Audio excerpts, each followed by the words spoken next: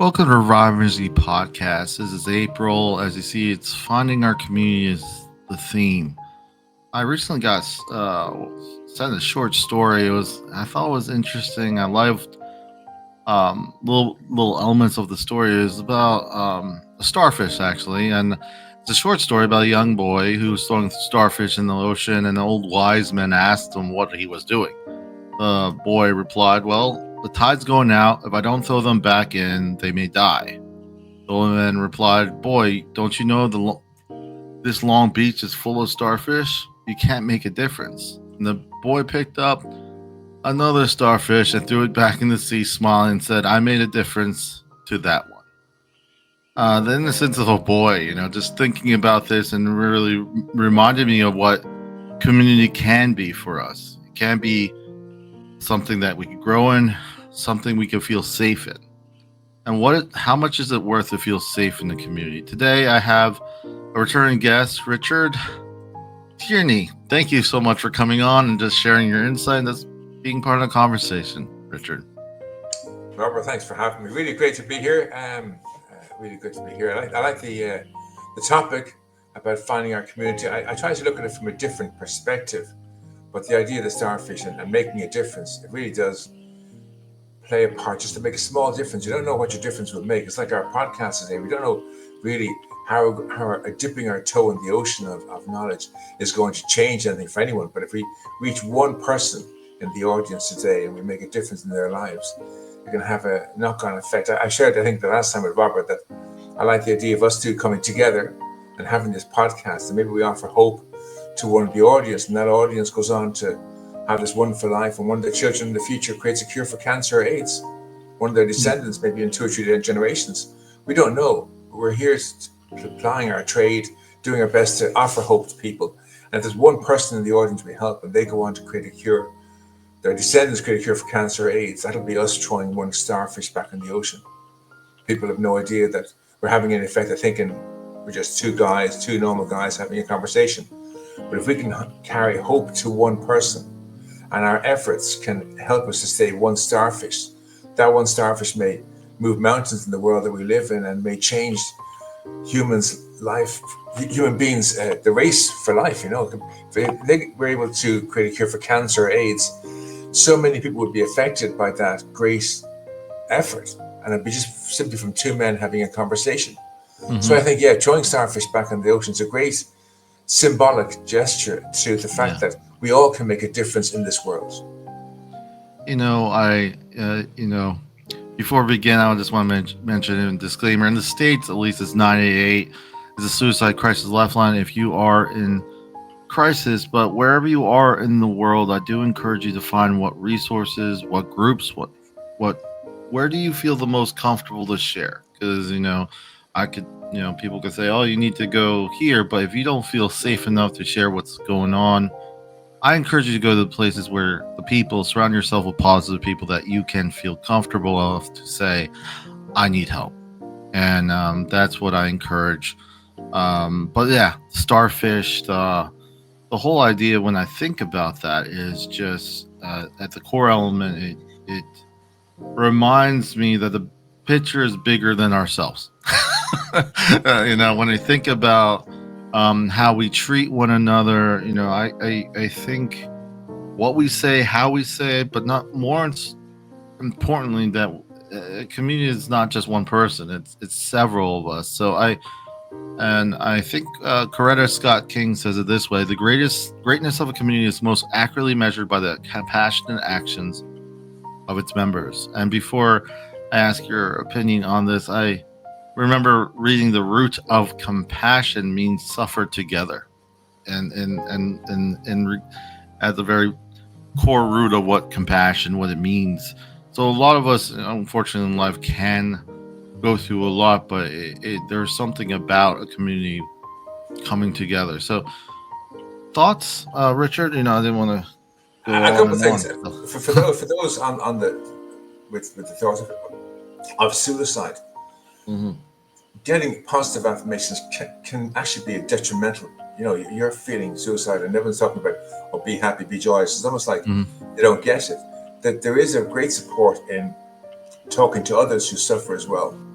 more support than someone who identifies with you than to be having some who's happy and cheerful saying, be happy, be joyful, and all the positive stuff. It can almost be detrimental. It's almost like you've no idea what I'm going through. You're talking stuff, and I'm so. Again, the best helpline for you might be someone who knows what you're going through, who's experienced what you're experiencing, or feels the way you do. All 12-step programs are amazing because you're in a room with other people who feel like you, who know how you feel, who've been there, and who maybe you are there at the same time as you. And you go to a 12-step group, there's so many 12-step support groups, people don't really understand how wonderful they are. Whether it's for AA or GA or and all these for Alcoholics Anonymous or gamblers or narcotics or drugs, most members have at some stage in their lives experienced a suicidal feeling. They kill themselves, they drug to kill themselves. We've all experienced that sense of worthlessness and want to give up and resign ourselves to a life of drink, drugs, alcohol, sex, whatever it is, to kill ourselves in a slow way, or we're probably too cowardly to take our own lives, but we're capable of doing it over a long period. And it's a great sense when you go to a 12-step group and sit in and say, my name is Richard and I want to kill myself, that everyone kind of goes, I know exactly how you feel. This is what it was like for me. This is what I did. And there can be a great sense of comfort in that. There's so many different 12-step programs. There's Emotions Anonymous. So if you've racked with emotions that are destroying you and you don't know how to deal with your emotions, you can go to Emotions Anonymous. There's for, again, if you're using alcohol to kill yourself, or drugs or medication or some such, there's different 12-step programs for all these different various ways where you go to a meeting and you meet people who are exactly like you and have stood in your shoes, felt as you did. I myself was the same. I think I shared about it before. I had 2 attempts at suicide that really weren't conscious attempts. They were 2 attempts. I'm a coward. My idea was if I tried to kill myself and I failed, I'd end up being a vegetable or locked in the water somewhere. I didn't want that to happen. I didn't want to be a failure at not being able to take my own life. But in 2 occasions when it got too bad for me, I subconsciously, without knowing it, I attempted suicide. I got pumped out both times, but I remember afterwards realizing that they were attempted suicide efforts. I'm not being casual about this or anything. It was I was at the depths of my despair, and I just had given up, you know. Yeah. But going to 12-step program and chatting to other people, my thing was alcohol. I tried to alcohol poisoning, they called it. They wanted to know, could I pump out my stomach, and they would go to hospital. I didn't want to, so they tried to pump out my stomach there and then. I wouldn't go to a hospital, and it was excruciating. But I got to that stage where I wanted to give up. I just wanted to give up. I just wasn't willing to suffer slowly. But I went to an AA meeting, and I remember sharing this, and the amazing thing was about 20 people all said, I know how you feel, or I know how you felt. And it was just shocking that people knew and understood where I came from. And that was the turning point for me.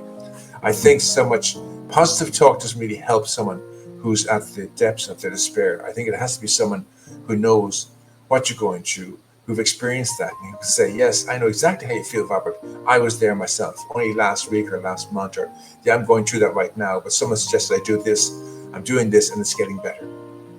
Yeah. No, I when you mentioned just a general positive talk, working in the mental health field for years, I can relate to. It doesn't feel honest. Let's be honest. We're not feeling well, and I try to tend, because I can't ever experience what a lot of people I work with. I've attempted suicide, and it does help with the empathy because I understand how it feels to be on that bottom.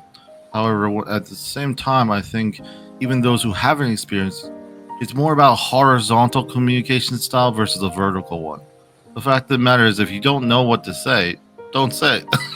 That's what I encourage you to do. The just a sheer presence of hearing someone, because a lot of times what I hear is that people don't feel heard. So, and the thing about it also, Well, just like the what thing you're is, mentioning. Sorry, go ahead. Just want to finish this one thought. no, go on. I shouldn't have cut across you. Wait to finish.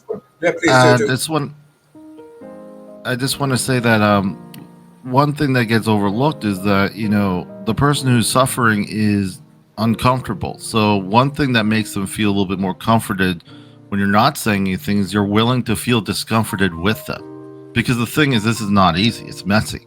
So if you've never experienced suicide or never had mental health issues or alcoholism, the best you can do is just be there. Period. That's it.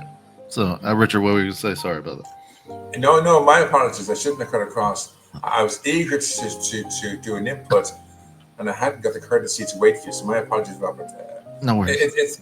It's a very real topic for us who've been there. We have to understand our families aren't mental health professionals, but they show the greatest empathy. They love us so much. Because we've been damaged, we don't recognize what true love is. Yeah. And their love for us, we can feel as being interfering or misunderstood. But we can't see that they're actually, all they're trying to do is show love to us. So there is a kind of that's on both sides. One side can be not even a mental health professional, but someone wanting to be positive affirmations, and it fails miserably. And then there's the us on the other side, closed to any expression of love. So it can be a very challenging situation. My parents, God forgive them, they loved me dearly, and they wanted the best for me, and they tried everything they could. But I kept pushing it away because it was just love, and I didn't know how to deal with love. Yeah. I didn't know how to handle love. I wasn't capable of loving anybody else. I wasn't capable of loving myself. So they say love is the most powerful thing you can get in the universe. But because I didn't understand love from my perspective, where I was, and it was a challenge. So we can see that people out there can love us dearly. But if we're not open to it, it can fall on. The Bible says about they scattered seeds, and some fell amongst the thorns, and some fell on thorny ground. In some instances, this love, which is the most pure, wonderful expression of kindness and empathy, it just may not reach us. We just may be so closed and so hurt and so damaged, we can't let it get close to us. And we have to be accountable in our illness to see that our response isn't we're the victim and still we can get away with anything we want.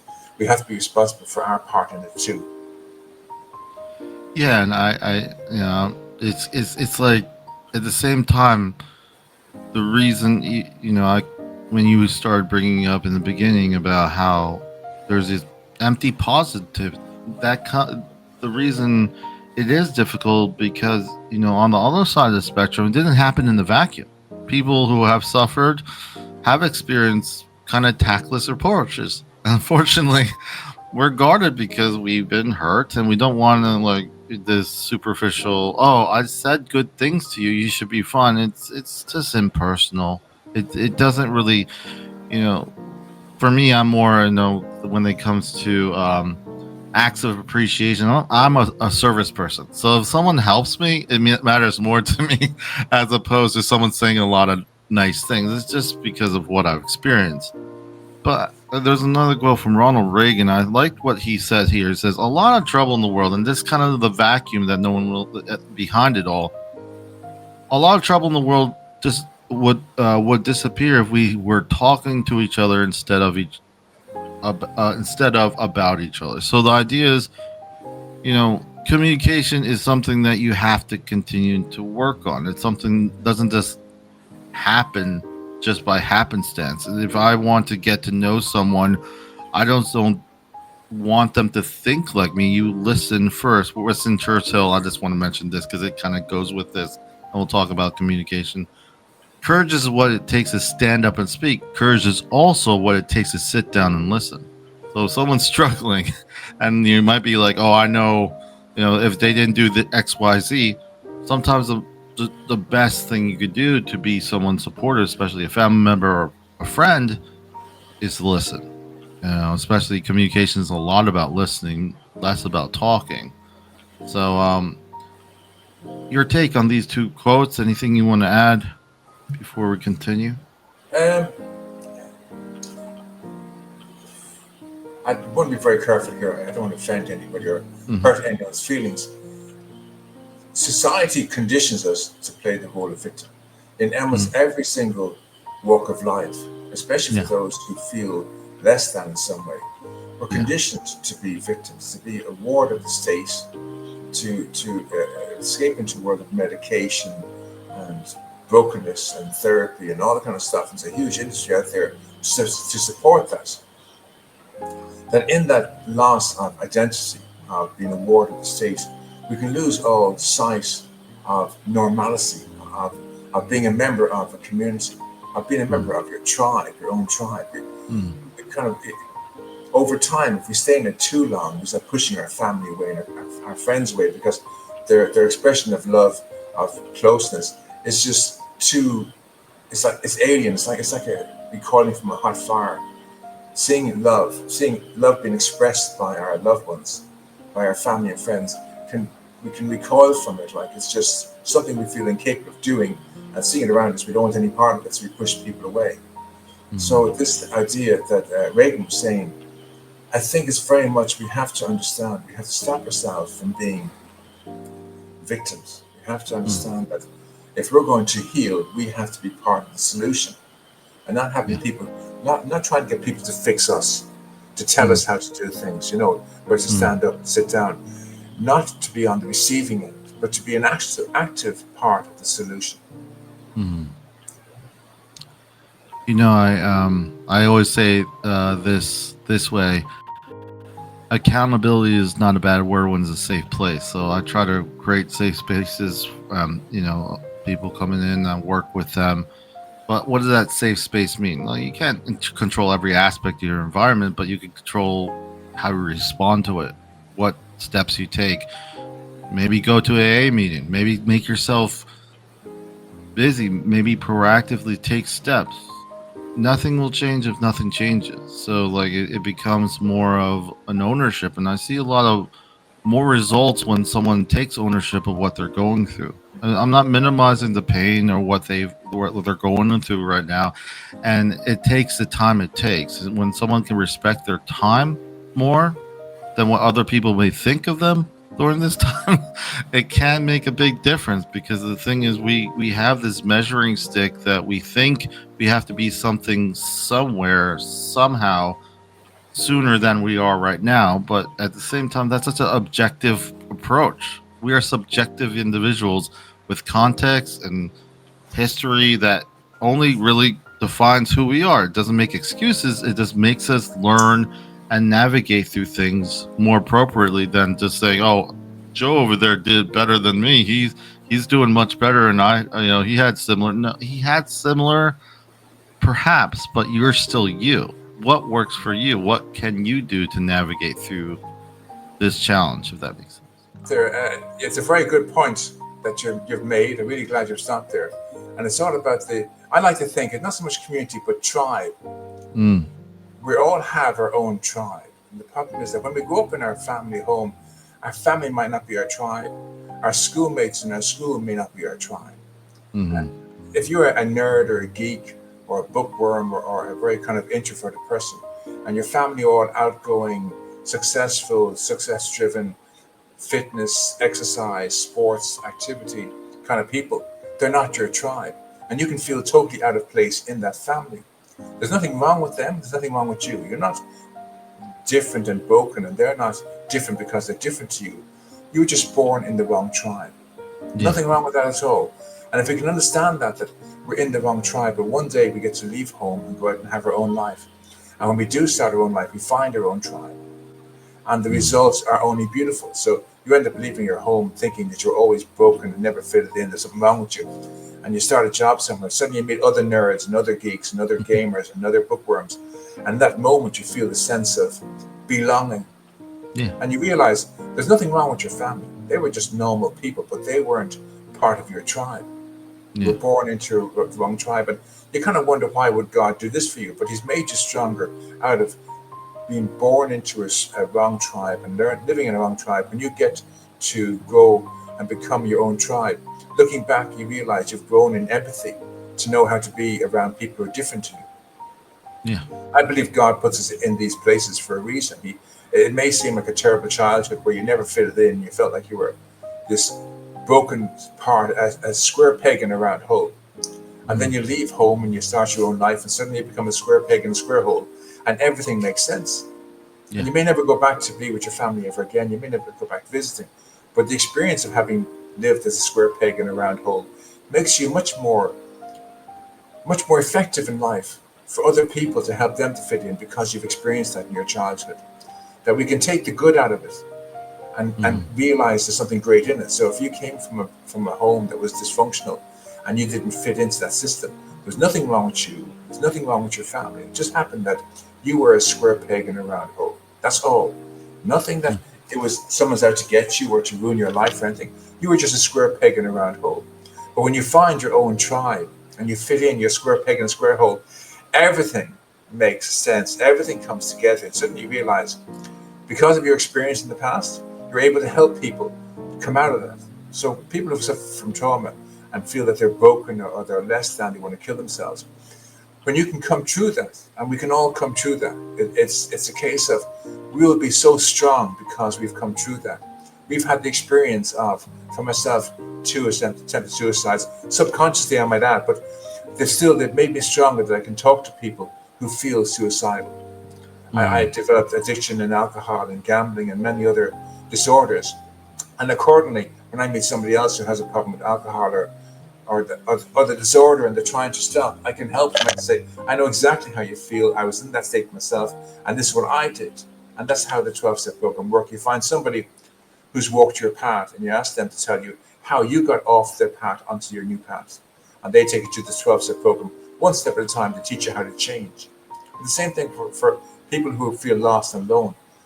When you find your tribe, everything changes.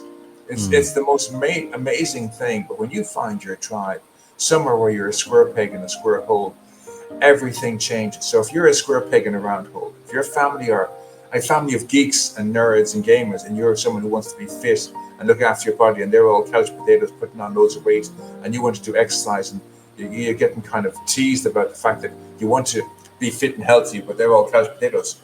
No, you're just in the wrong tribe. Nothing wrong with your parents. That's nothing wrong with how they live or what they want to do.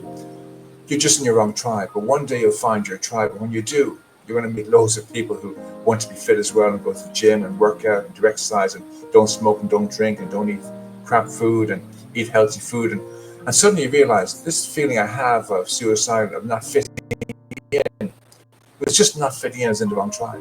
When I find my right tribe, a lot of those fears, a lot of those thoughts just disappear. Yeah, I always say, are you allowed to get better? And I feel like a lot of times we take a lot of time trying to find who we are everywhere else but ourselves. And when you get to a point where you could actually be in your own skin, know who you are, be around people. I wanted to say this before. Some people think that community are, but they're only in proximity. I'm just around people.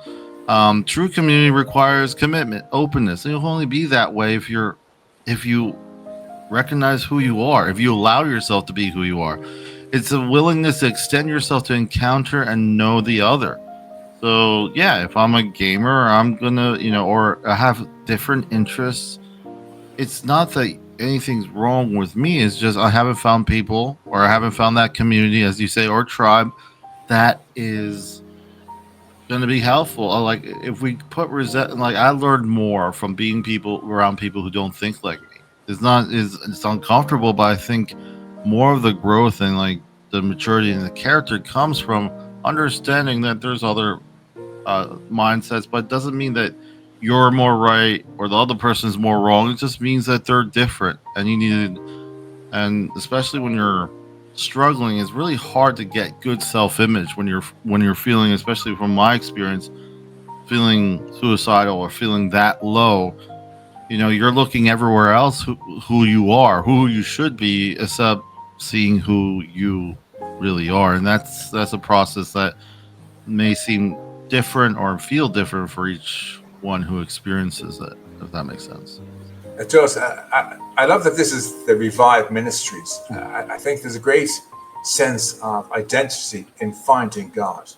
I like to tell my clients, or ask my clients, to give God a second chance. What have you got to lose? The Bible says that we don't have to stand and preach on corners or stand in soapboxes or let people see that we believe. All God wants us to do is to go into our bedroom, lock the door, close the curtains, turn off the lights, climb into your wardrobe or into your closet and have a conversation. And if you're an atheist or an unbeliever, and all your tribe are atheists and unbelievers, in public be an atheist and unbeliever. But in your private space, just give God a second chance. Say to him, okay, God, I have all this crap going on in my head, this thinking, thoughts and feelings that makes me feel less than I want to give up in life. You take it from me for 10 minutes and give me 10 minutes of peace of mind. And then faith that works means that we have this faith that he will take it from us if we just do our part. So we breathe in through our nose only. Because when we breathe in through our mouths, we activate anxiety in the chest and stress in our shoulders, the way we work on our shoulders. So we breathe gently in through our nose. We smile, because now we've given this away. And for 10 minutes, just breathe in gently through your nose and smile.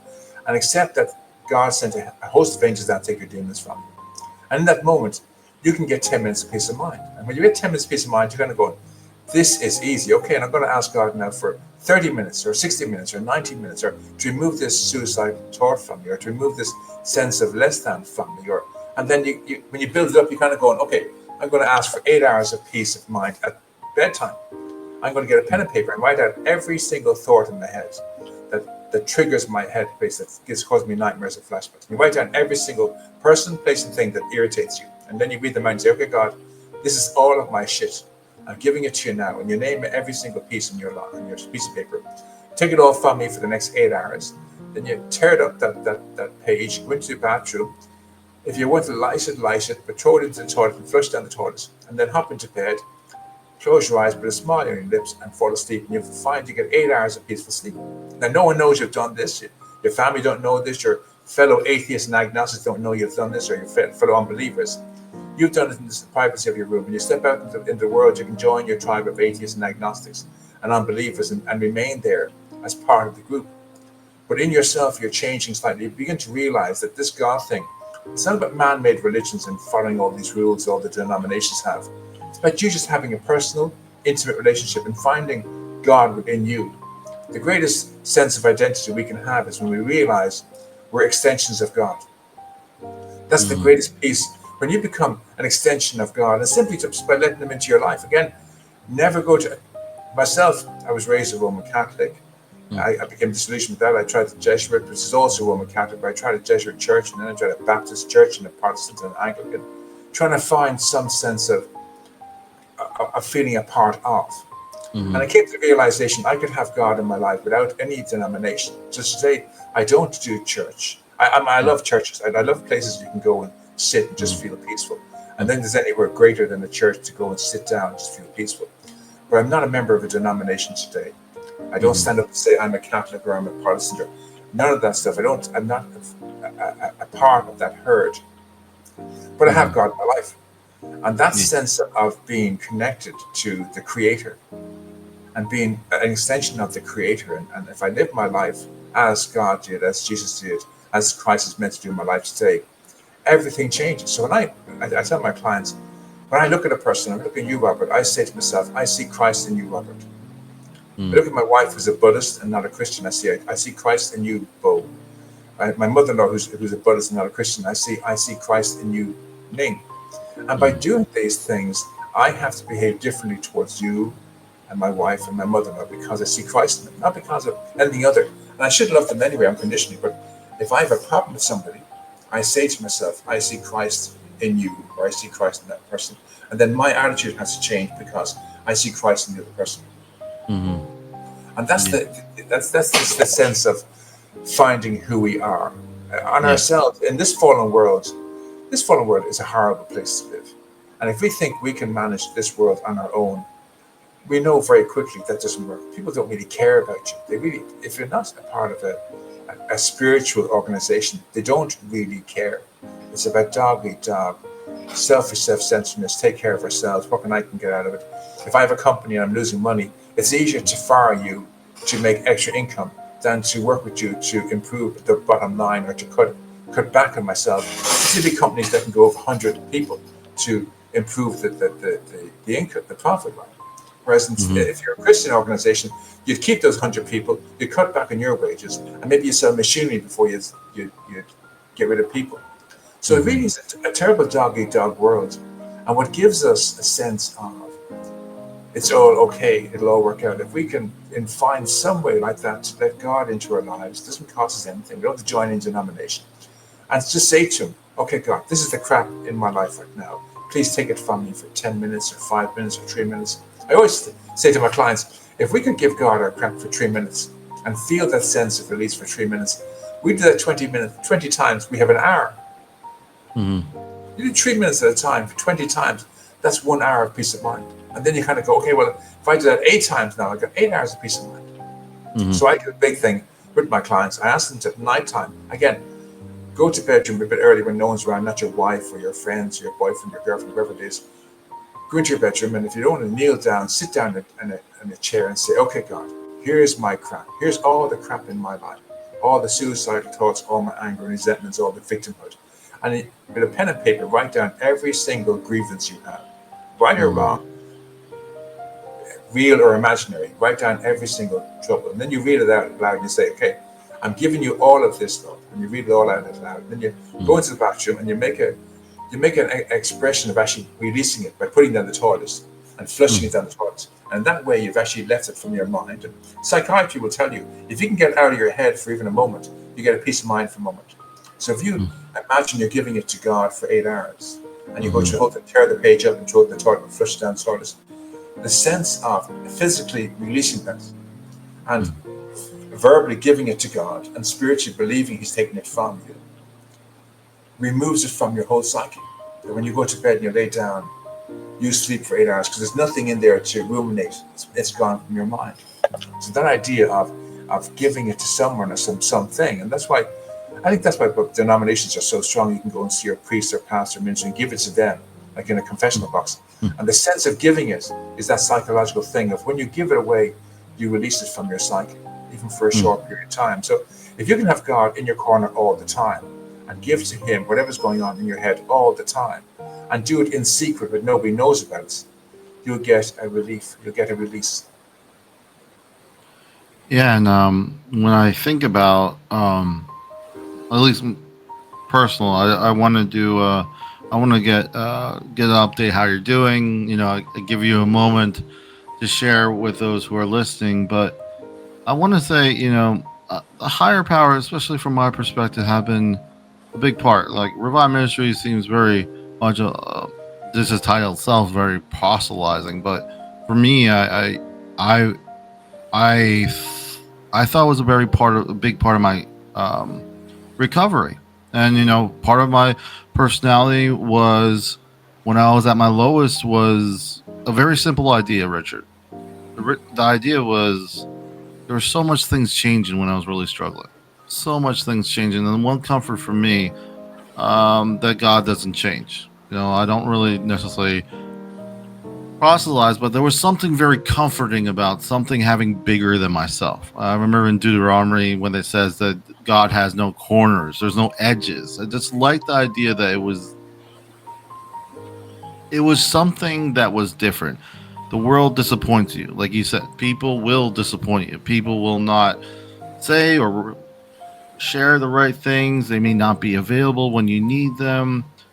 At the same time, that was the comfort for me at that time. The comfort was like when we think about Emmanuel, the word Emmanuel, God with us, the great comforter. I just remember those things were very prevalent in part of my recovery. So I never sway about. I actually encourage finding something bigger than yourself. A lot of times the biggest thing in front of us is ourselves from moving forward. So if we just take a little bit of time outside ourselves to think bigger, not about things that work will come and go, relationships may come and go, but if you could think something bigger than yourself, I found that being very healing for me, Richard, and that's what I want to share. But yeah, and there's a couple of parts to it. We have to play our part in this program. When it comes to God, it's something we have to understand. I never knew this. I'm 64 years of age. It took me 62 years of my life to find out this truth, which blew me. I didn't learn this in a denomination. It wasn't taught in any church I was ever involved in. But God hears all our prayers all day long. And our prayers aren't what we heard in a church or we learned in school or we learned at home with our parents. they're the prayers of somebody else, and for them they're powerful, but they were written by another person and with their thoughts and their feelings, and so they were powerful for them. They are powerful prayers, but they aren't our prayers. Our prayers are what we say to ourselves when we think no one's listening. So we can take a prayer like the Lord's Prayer and we can mold it and change it to fit our circumstances. Then it becomes our prayer. But if we recite the Lord's Prayer as it is, it has no really strong effect for us because we're talking about someone else's belief rather than our own. So our self-talk, the things we say to ourselves when we're not listening, or when we think no one's listening, they're our prayers. So if we're saying, I am depressed, I am suicidal, no one likes me, no one loves me, I hate my life, I can't get a job, I can't get a promotion, I can't find a partner. These are our prayers, and God answers them tenfold. God gave us a book of instructions and free will. And if we don't use the book of instructions and learn how to use our free will properly, God doesn't do feelings. So if we're saying, I am depressed, he's not thinking you're down. He's thinking, okay, Robert wants depression. I'll give him 10 experiences of depression today. Everyone hates me. I'm going to give, for some reason, Robert wants everyone to hate him. So I'm going to give him 10 expressions of everyone hating him. So we have to come to realize that we are our biggest enemy, our biggest problem. How we think and how we feel and what we focus on is a big part of the problem. They all say it's in these 5 inches between our ears. It's not what you're doing, it's my perspective, attitude, and outlook about what you're doing will cause me to be discomforted. So how you present this podcast is the way you present this podcast. What I think about how you present this podcast will decide for me whether I enjoy this podcast or didn't enjoy this podcast. Nothing about your performance. It's my thinking is my problem. If anything happening in the world today, whether it's in America or in Ukraine or wherever it is, as an Irishman looking on, it's not what anyone else is doing is the problem. It's my perception of what they're doing is the problem. You know, I have to look around and realize that the Russians are doing the very best for them as Russians. The Ukrainians are doing the very best for them as Ukrainians. America is doing the very best for them as Americans. And the Canadians are doing the very best. It's nothing to do with they're out to get me or they're after me and I'm the victim. Other people do the best for them and theirs. Yeah. And I have to see that first before I make any decisions about, oh, they're doing it to me, I'm the victim, poor me, I'm the target. I'm never the target of anybody. If I go back to my trauma as a child, I realized today my abuser didn't get that morning saying, okay, I'm going to target some person called Richard Tierney. I'm going to find where he lives. I'm going to target him. It was a case that our lines crossed in the day. I wasn't in the wrong place at the wrong time. I didn't cause it. I'm not the victim or the target. It just so happened that I was in the line of fire when this person came. It could have been somebody else. I wasn't the target. I wasn't the intended victim. It just happened. Shit happens. I really liked that idea that shit happens. We can be in the wrong place at the wrong time without intentionally choosing that wrong place or wrong time. We're not the victim. We're not the target. It's not our fault that it happened to us. It just shit happens. It's really that simple. We can get to a place of saying shit happens. And it happened in my young life, but it wasn't about me.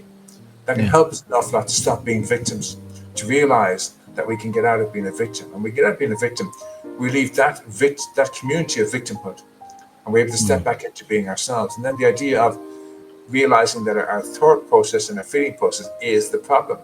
Us looking at life as being a target or a victim. So I'm a victim, no one loves me, no one cares about me, everyone hates me, I can't get a job. That's all victimhood that we have to get away from. Once we can step out of, I'm not a victim today. Whatever's going on, if I lose my job because some boss is selfish, self-centered, and wants more money and will sacrifice me to get more money. He didn't wake up targeting Richard Tierney. He decided my bottom line I'm targeting is more money. And how do I get that? And it turns out I was cutting the crossbar, but I wasn't the target. I wasn't the victim. And if we can get into the space of realizing that whatever's going on in our life right now, we're not a victim. We're not the target, just shit happens. It can really help us to get over any line. I'm saying this for people who have this suicidal tendencies, depression, anxiety, PTSD, whatever it is. If we can get to a place where we can realize I am not a victim and I am not the target and shit happens, it can help us to get over that line of asking, seeking help. And I mean, for us who are Christians, talking about finding God, for someone who's an atheist or a non-believer, this can sound like, more heebie-jeebie rubbish stuff. But I just want to say to you, give God a second chance. There's nothing to lose. Don't let anyone tell you. Don't let anyone know you're doing it. Do it in the privacy of your room. Close the door, close the curtains, turn off the lights, climb into your wardrobe or your closet. Or if you have an ensuite, go into the ensuite, close that door, sit on the toilet, and just say to him, okay, this is the shit that's happening in my life today. Take it from me for 10 minutes or for 30 minutes or half an hour and see what happens. Just try it. And if it turns out you get peace of mind for 10 minutes or 3 minutes or 30 minutes, then know you have another avenue. And you don't have to tell anybody. You can step back out into the world of atheism and unbeliever and say, yes, I'm an unbeliever. I'm one of you guys. You're my tribe. But in the privacy of your own room, just take that chance and say, this is the shit in my life today. It breaks me down. It makes me feel less than. Take it from me and give me peace of mind for the next 3 minutes. And then do 20 of those, you have an hour. And then suddenly, as you go in confidence, you can ask for 6 minutes next time, or 10 minutes, or 15 minutes, or 30 minutes. And then you have the courage to say to God, give me 8 hours of peaceful sleep. And then suddenly you wake up one morning and no nightmares, no flashbacks, no ruminatings in your head, no things going crazy in your head, because you're giving them to him. And you realize, I can do this all day long on my commute to work. If it's from 6 a.m. until 9 a.m., take my shit from me for the next 3 hours. And then do it in private, let no one know you're doing it. You can be sitting in a car full of atheists and unbelievers, but you've made a pact with God to give them all your crap. And if people are bitching, moaning about life, you stay out of the conversation. You just drive the car. I'm focusing on driving right now. Let them bitch and moan about everything. You just drive, nod along, whatever, like you're part of it, but be separate to it. And then go into your workplace and go somewhere quiet, go into the toilets and put down the toilet seats. Right, you got me here at 9 a.m. Keep me going until my break at 11 o'clock. Give me 2 hours of peace of mind. Again, this is everything's going on my work, my boss. Write down a sheet of paper, flush down the toilet. Okay, that's yours for 2 hours. And just try and live that day. We're living in one day at a time. And if you can get to not be a victim for one day, everything will change. And I would also say, if is it possible to find people that aren't complaining all the time? Someone who have like passion, like ideas. It might, because it does wear and tear if everyone's complaining around you. I'm not saying you can't avoid everything, but try to see not the fake positive, but people who actually want to better their lives. Maybe they want to take steps. Maybe they're not there. Be around the people who feel the world's not over. People who want to actually do things here. Be around them. It may be a little bit better and safer place. I mean, obviously, this is just take it as a grain of salt, but I just encourage you not to be around everyone who just complains about everything. Be around people that actually will empower you. People who would say, hey, what are you doing? Why don't we do this? Why don't we do that? Whatever that is. I want to give you a moment, Richard, just to give us an update. I do this to all new, old guests, returning guests. Anything that you want to share? I know you shared your story before. I'm not saying you have to, but I'm just saying, floor is you. Want to give you a few minutes to kind of share what's been going on with Richard. If it's okay with you, I prefer not to right now. I think this topic is too important. I don't want to be. Fine. I don't want to be promoting myself at this time. But I would like to say that for people out there to understand, your community will change over time. Like your first community was your family of origin. You didn't fit in there. You're a square peg in a round hole. And then you found a tribe that it might have been all victims or all people thinking the target was on their back. And that place felt really safe to be with other people who felt as you did. But even in 12-step recovery, we understand that our the groups we attend and the groups we mix with, they change over time. Some people don't want to get well. Some people want to stay as a victim, and that's their part in life, is to always remain a victim, always remain broken, and depend on the state, depend on everybody else to do the job and not take responsibility. But in every 12-step recovery group, there's people then who want to step back into life and be a part of life, and the communities change. And it's okay to keep in touch with the old people, but to move into a new community. And then over time, you'll find you spend less time with the old group and more time in the new community. But it will be a slow process. It's not a case of tomorrow, okay, I'm no longer going to be a victim and a martyr, and feel like I'm target my back and become this whole, clean person. It's never been that way. It's a slow process. Allow yourself to take time. I was on a podcast recently about procrastination. It's okay to stop and have a rest. The trick is not to go backwards. Yeah.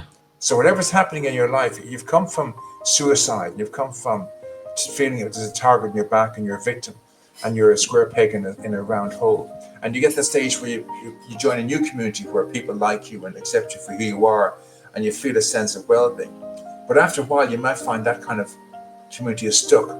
They want to really celebrate being a victim, and every week it's about, I'm a victim, and let's unite as victims and against the world and against the authorities and family, whatever.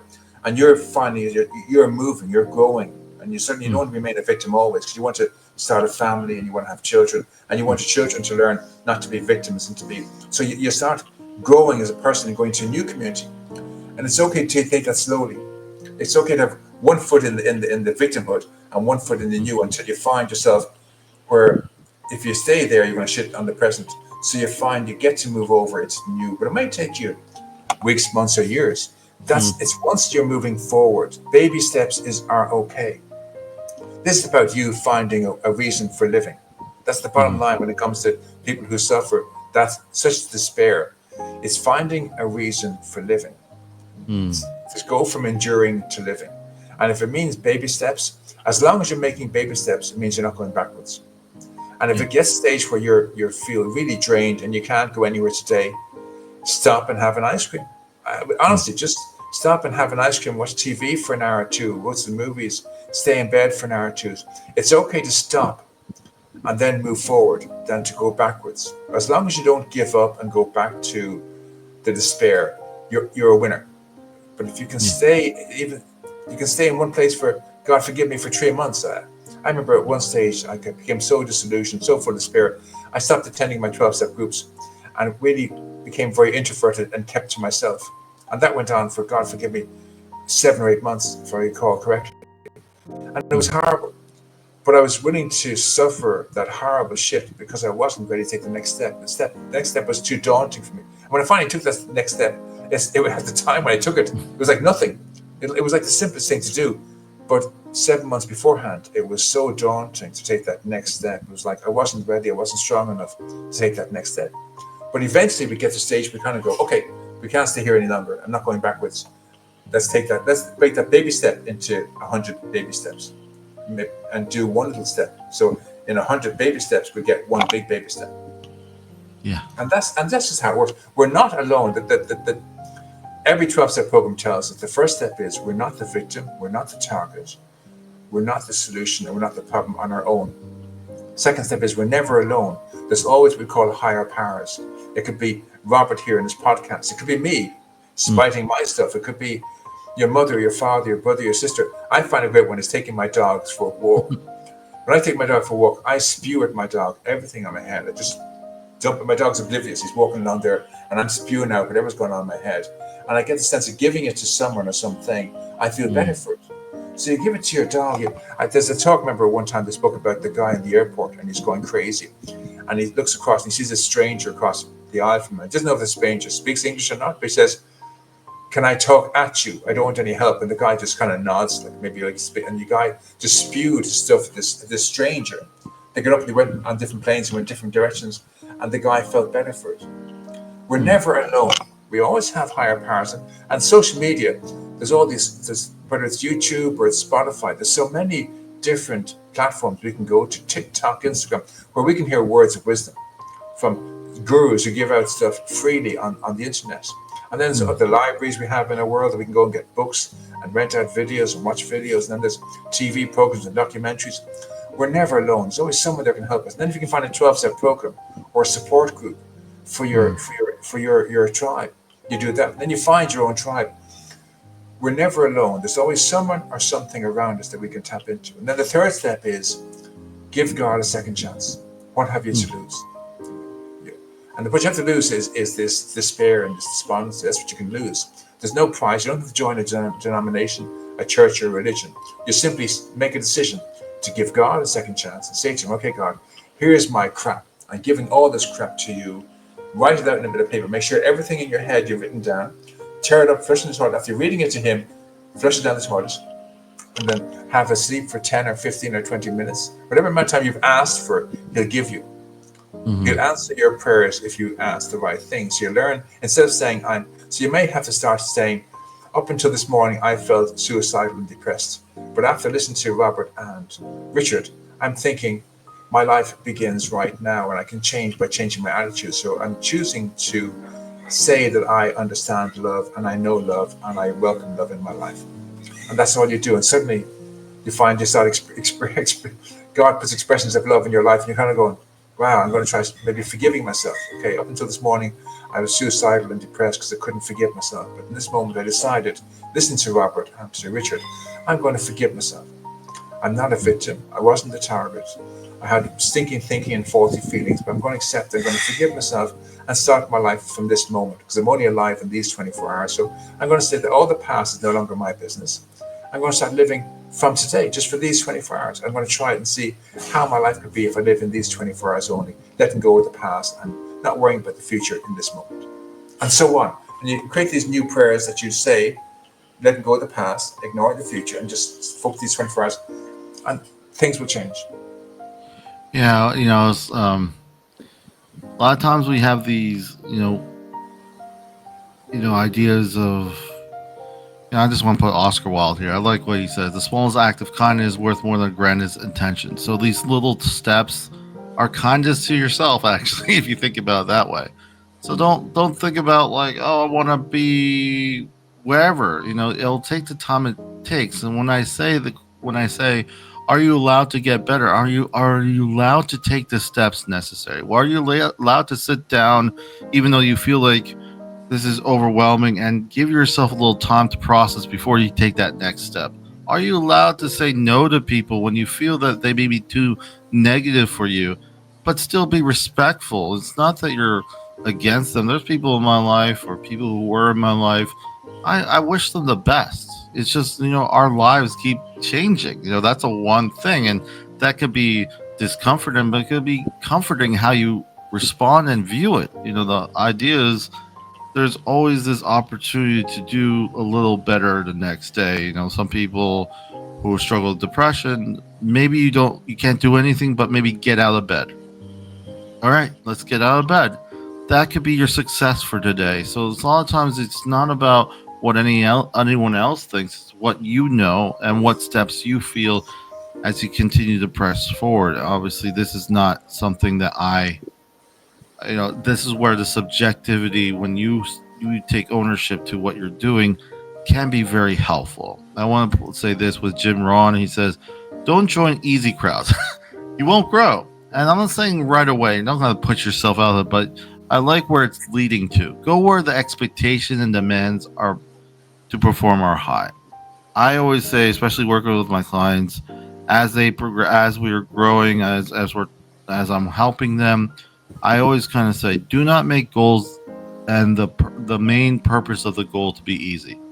Nothing worth doing is supposed to be easy. The focus shouldn't be when we make goals for our lives that it needs to be easy. It's what direction we feel will be best for where I took the time to think and heal and grow in. So it's like, it may get easy at times. I'm not saying it won't be, and some things you'll find easier than others. But if you allow yourself to make goals that doesn't necessarily need to be easy, if that makes sense. As we're kind of running out of time, but I want to give a final thought. I want to give you an opportunity, Richard, to share final thoughts on this important topic. I really appreciate you coming on.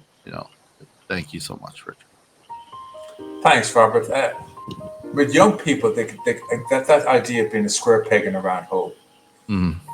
That's the easy crowd is to stay with the family as the troubled child, as the scapegoat, and get all that kind of mistreatment from your family and think, I'm the problem child, I'm worthless, no one likes me, they all pick on me. And that's the easy part, to remain in that sense of victim.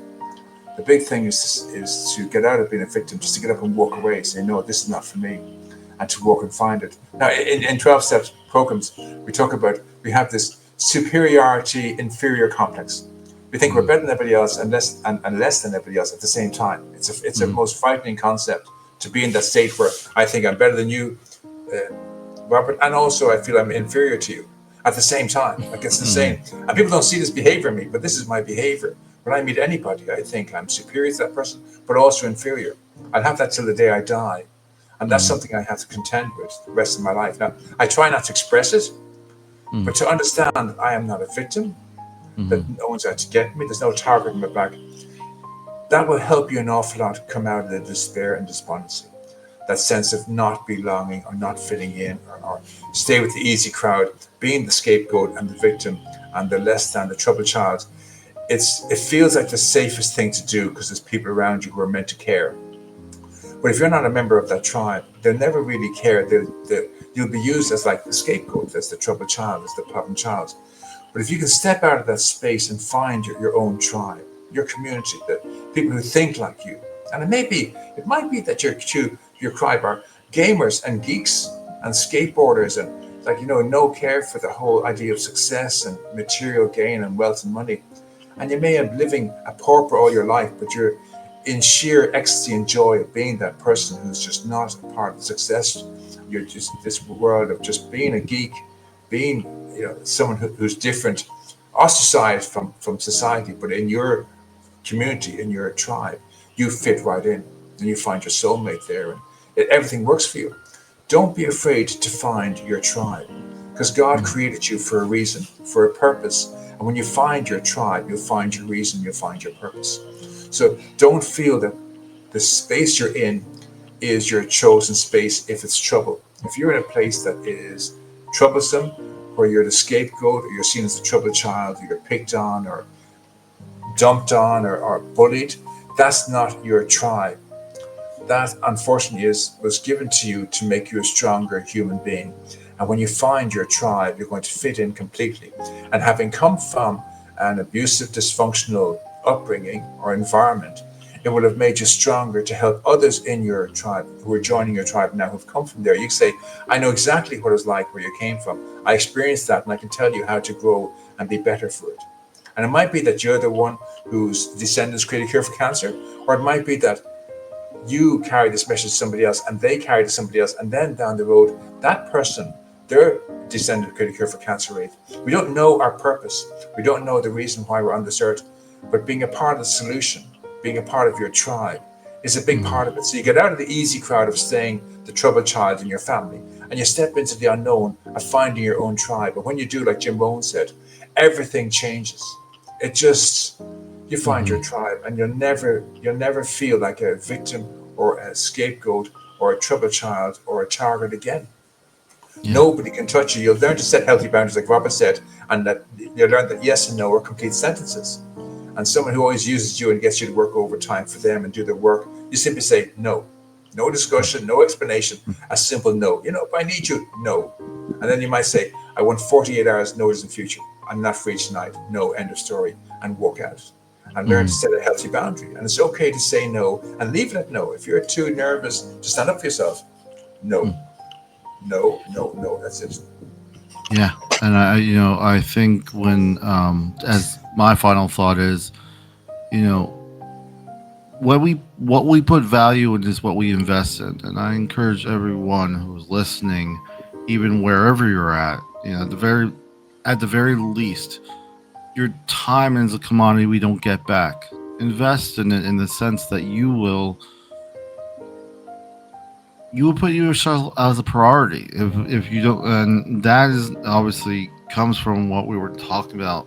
We talk about communities. That also means saying no. That means saying yes to things. That means it will be uncomfortable. It means that, you know what, at the end of the day, this didn't work out, but what did I learn from it? It's about growing, and it's about, just like you said, you know, are we gonna sit on our hands and say to ourselves, this is just how it is, or are we gonna be people who look towards the future and say, I think I could do better, even if you're scared. It's just like Martin Luther King said, you don't have to see the full staircase to take the first step. So I encourage anyone who's listening to find that community. If you're struggling, find help. If you're in crisis, find a community, find a tribe. Don't find the ones that you just think are just near you and convenient. Find ones that you actually feel you can relate to. Like I said in the beginning, if you don't feel comfortable saying that you need help, you're probably in the wrong crowd. You need to be around people that you can actually open up to. And I just want to say thank you again, Richard, for coming on and having this conversation. Remember, Revive Ministries info, ReviveMinistriesFL.com, or website is info at Revive Ministry FL. If you want to be a guest, if you just want to have any questions or comments, you could email us. I just want to end. I think we're gonna end with Jim Rohn. I think he was kind of gives us a nice ending point. Don't join the easy crowd. Put and you won't grow. Go with go where the expectation and demands perform are high. So again, thank you, Richard. Thank you. Thank you.